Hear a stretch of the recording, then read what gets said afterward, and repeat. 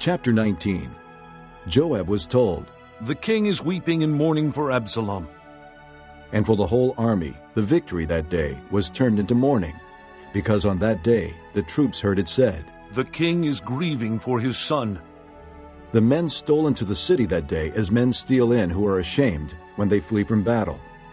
The king covered his face and cried aloud, "Oh, my son, Absalom!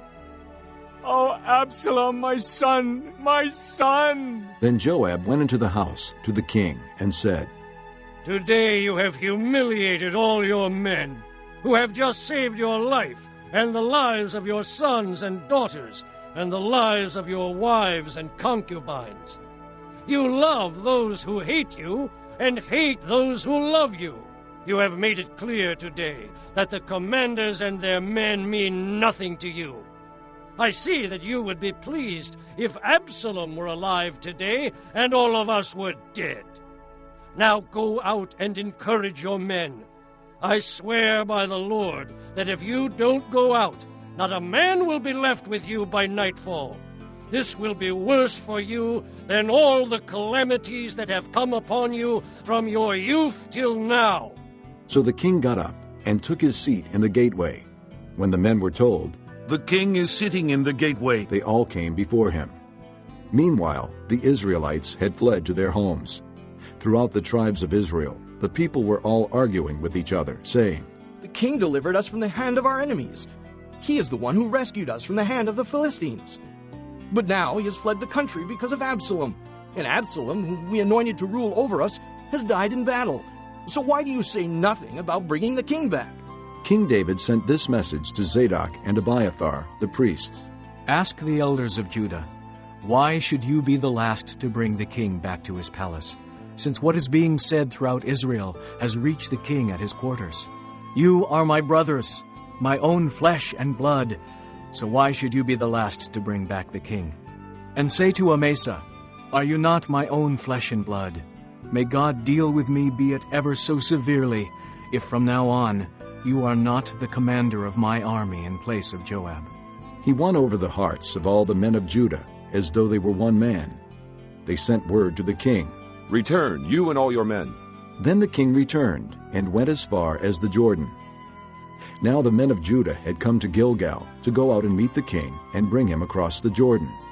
Shimei, son of Gera, the Benjamite from Bahurim, hurried down with the men of Judah to meet King David. With him were 1,000 Benjamites, along with Ziba, the steward of Saul's household, and his 15 sons and 20 servants. They rushed to the Jordan where the king was. They crossed at the ford to take the king's household over, and to do whatever he wished. When Shimei, son of Gera, crossed the Jordan, he fell prostrate before the king and said to him, "May my lord not hold me guilty. Do not remember how your servant did wrong on the day my lord the king left Jerusalem. May the king put it out of his mind. For I, your servant, know that I have sinned. But today I have come here as the first of the whole house of Joseph to come down and meet my lord the king." Then Abishai, son of Zeruiah, said, "Shouldn't Shimei be put to death for this? He cursed the Lord's anointed." David replied, "What do you and I have in common, you sons of Zeruiah? This day you have become my adversaries. Should anyone be put to death in Israel today? Do I not know that today I am king over Israel?" So the king said to Shimei, "You shall not die." And the king promised him on oath. Mephibosheth, Saul's grandson, also went down to meet the king. He had not taken care of his feet, or trimmed his mustache, or washed his clothes from the day the king left until the day he returned safely. When he came from Jerusalem to meet the king asked him, "Why didn't you go with me, Mephibosheth?" He said, "My lord the king, since I your servant am lame, I said, I will have my donkey saddled and will ride on it, so I can go with the king. But Ziba my servant betrayed me, and he has slandered your servant to my lord the king. My lord the king is like an angel of God, so do whatever pleases you. All my grandfather's descendants deserved nothing but death from my lord the king. But you gave your servant a place among those who eat at your table. So what right do I have to make any more appeals to the king?" The king said to him, Why say more? I order you and Ziba to divide the fields. Mephibosheth said to the king, Let him take everything, now that my lord the king has arrived home safely. Barzillai the Gileadite also came down from Rogelim to cross the Jordan with the king, and to send him on his way from there. Now Barzillai was a very old man, 80 years of age. He had provided for the king during his stay in Mahanaim, for he was a very wealthy man. The king said to Barzillai, Cross over with me and stay with me in Jerusalem, and I will provide for you. But Barzillai answered the king, How many more years will I live, that I should go up to Jerusalem with the king? I am now 80 years old. Can I tell the difference between what is good and what is not? Can your servant taste what he eats and drinks? Can I still hear the voices of men and women singers? Why should your servant be an added burden to my lord the king? Your servant will cross over the Jordan with the king for a short distance.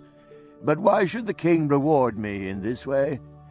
Let your servant return, that I may die in my own town, near the tomb of my father and mother. But here is your servant Kimham. Let him cross over with my lord the king. Do for him whatever pleases you.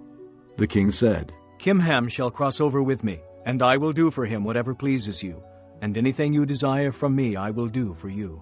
So all the people crossed the Jordan, and then the king crossed over. The king kissed Barzillai and gave him his blessing, and Barzillai returned to his home. When the king crossed over to Gilgal, Kimham crossed with him. All the troops of Judah and half the troops of Israel had taken the king over. Soon all the men of Israel were coming to the king and saying to him, Why did our brothers, the men of Judah, steal the king away and bring him and his household across the Jordan, together with all his men? All the men of Judah answered the men of Israel, We did this because the king is closely related to us. Why are you angry about it? Have we eaten any of the king's provisions? Have we taken anything for ourselves? Then the men of Israel answered the men of Judah, We have 10 shares in the king, and besides, we have a greater claim on David than you have. So why do you treat us with contempt? Were we not the first to speak of bringing back our king? But the men of Judah responded even more harshly than the men of Israel. Chapter 20. Now a troublemaker named Sheba, son of Bichri, a Benjamite, happened to be there. He sounded the trumpet and shouted, We have no share in David, no part in Jesse's son. Every man to his tent, O Israel! So all the men of Israel deserted David to follow Sheba, son of Bichri. But the men of Judah stayed by their king all the way from the Jordan to Jerusalem. When David returned to his palace in Jerusalem, he took the 10 concubines he had left to take care of the palace and put them in a house under guard. He provided for them, but did not lie with them. They were kept in confinement till the day of their death, living as widows. Then the king said to Amasa, Summon the men of Judah to come to me within 3 days, and be here yourself. But when Amasa went to summon Judah, he took longer than the time the king had set for him. David said to Abishai, Now Sheba, son of Bichri, will do us more harm than Absalom did. Take your master's men and pursue him, or he will find fortified cities and escape from us. So Joab's men and the Kerethites and Pelethites and all the mighty warriors went out under the command of Abishai. They marched out from Jerusalem to pursue Sheba, son of Bichri. While they were at the great rock in Gibeon, Amasa came to meet them. Joab was wearing his military tunic, and strapped over it at his waist was a belt with a dagger in its sheath. As he stepped forward, it dropped out of its sheath. Joab said to Amasa, How are you, my brother? Then Joab took Amasa by the beard with his right hand to kiss him. Amasa was not on his guard against the dagger in Joab's hand, and Joab plunged it into his belly, and his intestines spilled out on the ground. Without being stabbed again, Amasa died. Then Joab and his brother Abishai pursued Sheba, son of Bichri. One of Joab's men stood beside Amasa and said, Whoever favors Joab, and whoever is for David, let him follow Joab. Amasa lay wallowing in his blood in the middle of the road, and the man saw that all the troops came to a halt there. When he realized that everyone who came up to Amasa stopped, he dragged him from the road into a field and threw a garment over him. After Amasa had been removed from the road, all the men went on with Joab to pursue Sheba, son of Bichri. Sheba passed through all the tribes of Israel to Abel-Beth-Maachah, and through the entire region of the Berites, who gathered together and followed him. All the troops with Joab came and besieged Sheba in Abel-Beth-Maachah. They built a siege ramp up to the city, and it stood against the outer fortifications. While they were battering the wall to bring it down, a wise woman called from the city, Listen, listen. Tell Joab to come here so I can speak to him. He went toward her, and she asked, Are you Joab? I am. He answered. She said, Listen to what your servant has to say. I'm listening. He said. She continued, Long ago they used to say, Get your answer at Abel, and that settled it. We are the peaceful and faithful in Israel. You are trying to destroy a city that is a mother in Israel. Why do you want to swallow up the Lord's inheritance? Far be it from me. Joab replied. Far be it from me to swallow up or destroy. That is not the case. A man named Sheba, son of Bichri, from the hill country of Ephraim, has lifted up his hand against the king, against David. Hand over this one man, and I'll withdraw from the city. The woman said to Joab, His head will be thrown to you from the wall. Then the woman went to all the people with her wise advice, and they cut off the head of Sheba son of Bichri and threw it to Joab. So he sounded the trumpet, and his men dispersed from the city, each returning to his home. And Joab went back to the king in Jerusalem. Joab was over Israel's entire army. Benaiah son of Jehoiada was over the Kerethites and Pelethites. Adoniram was in charge of forced labor. Jehoshaphat son of Ahilud was recorder. Sheva was secretary. Zadok and Abiathar were priests, and Ira the Jairite was David's priest. Chapter 21. During the reign of David, there was a famine for 3 successive years, so David sought the face of the Lord. The Lord said, It is on account of Saul and his blood-stained house. It is because he put the Gibeonites to death. The king summoned the Gibeonites and spoke to them. Now the Gibeonites were not a part of Israel, but were survivors of the Amorites. The Israelites had sworn to spare them, but Saul, in his zeal for Israel and Judah, had tried to annihilate them. David asked the Gibeonites, What shall I do for you? How shall I make amends so that you will bless the Lord's inheritance? The Gibeonites answered him, We have no right to demand silver or gold from Saul or his family, nor do we have the right to put anyone in Israel to death. What do you want me to do for you? David asked. They answered the king, As for the man who destroyed us and plotted against us so that we have been decimated and have no place anywhere in Israel, let 7 of his male descendants be given to us to be killed and exposed before the Lord at Gibeah of Saul, the Lord's chosen one. So the king said, I will give them to you. The king spared Mephibosheth, son of Jonathan, the son of Saul, because of the oath before the Lord between David and Jonathan, son of Saul. But the king took Armoni and Mephibosheth, the 2 sons of Aiah's daughter, Rizpah, whom she had borne to Saul, together with the 5 sons of Saul's daughter, Merab, whom she had borne to Adriel, son of Barzillai, the Maholathite. He handed them over to the Gibeonites, who killed and exposed them on a hill before the Lord. All 7 of them fell together. They were put to death during the first days of the harvest, just as the barley harvest was beginning. Rizpah, daughter of Aiah, took sackcloth and spread it out for herself on a rock. From the beginning of the harvest till the rain poured down from the heavens on the bodies, she did not let the birds of the air touch them by day, or the wild animals by night. When David was told what Aiah's daughter Rizpah, Saul's concubine, had done, he went and took the bones of Saul and his son Jonathan from the citizens of Jabesh-Gilead. They had taken them secretly from the public square at Beth-shan, where the Philistines had hung them after they struck Saul down on Gilboa.